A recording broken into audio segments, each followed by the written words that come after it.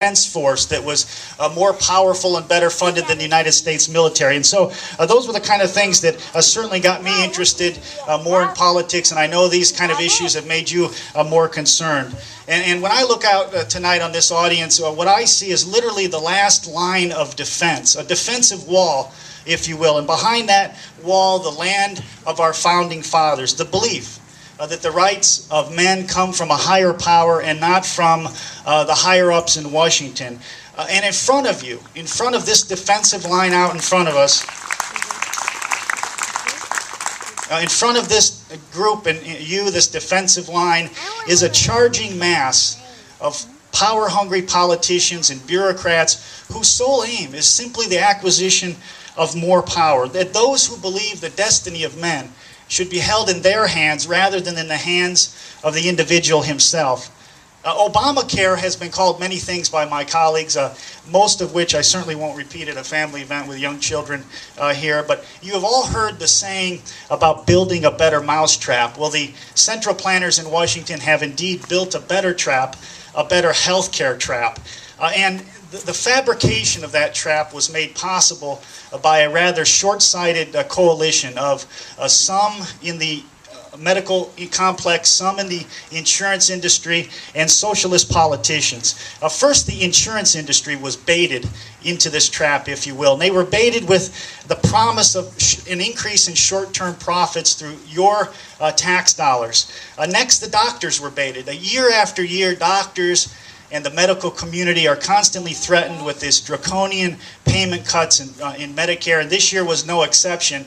This year there was a proposal for a 21% cut in Medicare fees, and the real concern in the medical community is not that doctors wouldn't do fine. I mean, they go on, but the concern was that there wouldn't be doctors to take care of Medicare patients, and that was a real legitimate concern. And the Obama administration knew that this was an ongoing concern, so they used it as a leverage point and a bargaining chip, if you will, to get what they want, promising doctors that, well, you'll get paid for the next 6 months or 2 years, but no guarantee after that. Unfortunately, some of the medical community went along with it. I would say most were opposed to it, but some certainly went along with it. And the final and last piece of bait was thrown to the American public to lure them into this trap. Americans were wrongfully told that this bill would do a couple things. One, that it would lower health care costs, and that it would be deficit neutral, that it wouldn't cost a penny. And unfortunately, the baiting worked. On March 21, the Obamacare became the law of the land, and America entered this great health care trap. Unfortunately, in the coming months and years, as that bait is consumed, an unmistakable sound will occur. The trap will close, and the American doctor and his patient, citizen and business owner, they're going to be caught in a vice-like grip of ever-rising health care costs, bureaucratic panels, paperwork, increased taxes, and rationing of care. Obamacare does a couple things. Let me briefly explain to you what it does. Obamacare raises taxes. It raises taxes on the most productive of our citizens, 2.3%. It discourages savings and investment by taxing unearned income in the form of dividends and interest at 3.8%. It creates a bureaucracy larger than the United States Defense Department. And that bureaucracy will be designed to sell government-approved health care insurance.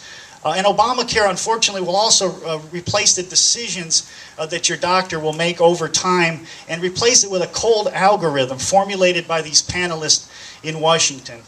The law also adds, of course, thousands of IRS agents to tax Americans who decide that they don't want to purchase government health care up to $1,000. Maybe you can't afford the insurance. Maybe you can't afford the fine. Or let's say you have an agreement with your physician to pay cash, or a surgery center to pay cash. Well, that's just too bad. You got to make up your mind. Either you're going to purchase the government-approved health insurance, or you're going to pay the tax. And for the first time in American history, a citizen of this great nation will be taxed not because he produces something, not because he consumes something, but simply because he is alive. And that, my friends, is unconscionable. It's unconscionable, and it's an anathema to the very principles that this nation was founded on.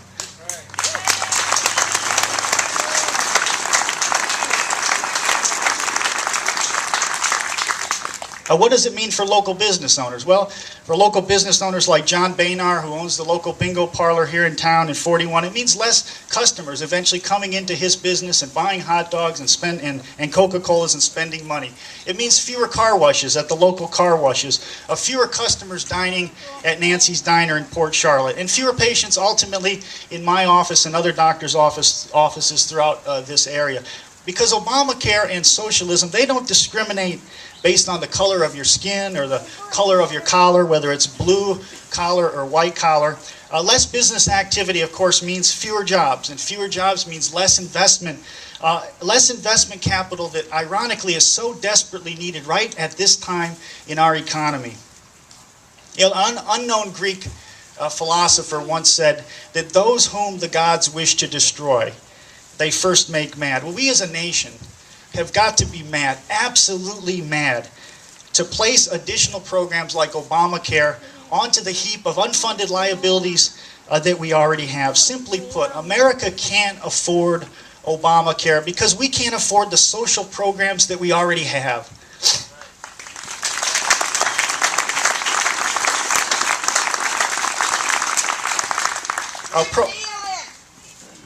Approaching this nation, I talked about the Hurricane Paula that came through here just a minute ago. But what's approaching this nation is a level 5 economic hurricane. And no preparations are being made. I mean, not a single board has been placed across a window. The lawn furniture still sits outside. The debt to GDP ratio in this country in 5 short years will exceed levels that we see in Greece today. And of course, we all know what recently happened there in vivid detail. We saw the ultimate end of socialism and this wild deficit spending. Those Molotov cocktails and the madness and the mayhem, they only ended when Greece was bailed out by Europe and America. But the question that we Americans have got to ask, that many are not asking, is who's going to bail us out? Who's going to bail America out when it's our turn? Well, the answer is no one. And that's really why we're gathered here today, in hopes that we can do something to avert what we see coming. Today, each American family now owes over $500,000 in government debt. The comptroller of the United States, a very interesting man, Mr. Walker, he's not a politician. The comptroller is the top accountant of the land. He's the number cruncher. He's not a man prone to political hyperbole. And he said, he's the kind of guy, in fact, he reminds me of Joe Friday from Dragnet. Just the facts, he's that kind of guy. And he said recently that America suffers from an economic cancer. And if that cancer is not effectively treated, that it would consume us. And healthcare costs have been rising. They have been rising. Something needs to be done about healthcare costs. They've been rising at about 10% annually for the last few decades. But why are costs rising? So, if we can't simply criticize the other side without kind of looking at these problems and finding effective solutions. The reason that healthcare costs are rising, there's really 2 factors. One is certainly Americans are demanding more healthcare. So increased demand in a wealthy society, that's part of the problem. However, there's a primary cause. I have looked at inflation data from 1900 to 1965.